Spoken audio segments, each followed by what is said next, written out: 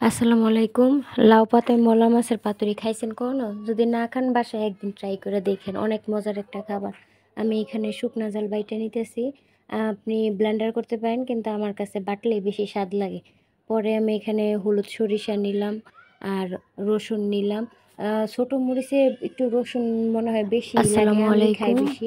এখানে আমি কটা লাউ পাতাতে লবণ মাখায় রাখতেছি, যাতে পাতাটা একটু নরম হয় আর ভাইঙ্গা না যায়। পরে এখানে এই যে এখানে সরিষা বাটা আছে, ধনিয়া পাতা আছে, কাঁচা ঝাল আছে। এগুলা কাঁচা ঝাল আমার ছাদের গাছের, তো এই জন্য এমন ছোট ছোট। আর এইগুলো পেঁয়াজ দিলাম, আবার রসুন দিলাম, মরিচ বাটা দিলাম, হলুদ দিলাম। এখানে আর একটু জিরার গুঁড়া দিব, ধনিয়ার গুঁড়া দিছি, লবণ দিলাম।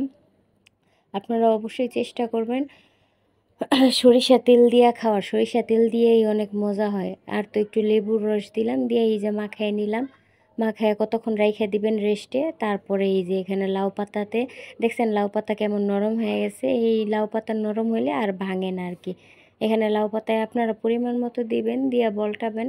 বলটায় আপনি চাইলে সুতা দিয়েও বাইন্ধে রাখতে পারেন, আবার নাইলে আপনি টুথপিক দিতে পারেন। আমি টুথপিক দেই, তাইলে এটা পরে খুলতে সুবিধা হয়। সুতা দিয়ে বানলে বাজার পরে এটা কাটাটা আমার কাছে অনেক বিরক্ত লাগে, এই জন্য আমি দিই না। এই যে টুথপিক দিয়ে আটকাই দিলাম, এইভাবে সবগুলা করবেন।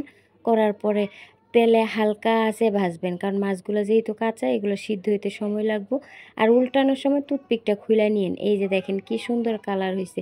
আর মাছগুলো কিন্তু একবারেই সিদ্ধ হয়ে গেছে। আর বিশ্বাস করেন, এত সুন্দর ঘ্রাণ বের হয় সরিষা বাটা সব কিছুর জন্য। আপনারা বাসায় কিন্তু একদিন ট্রাই করে দেখেন। এই দেখেন আমি এইখানেই খাওয়া শুরু করে দিছি। আল্লাহ হাফেজ, ভালো থাকবেন। আসসালামু আলাইকুম।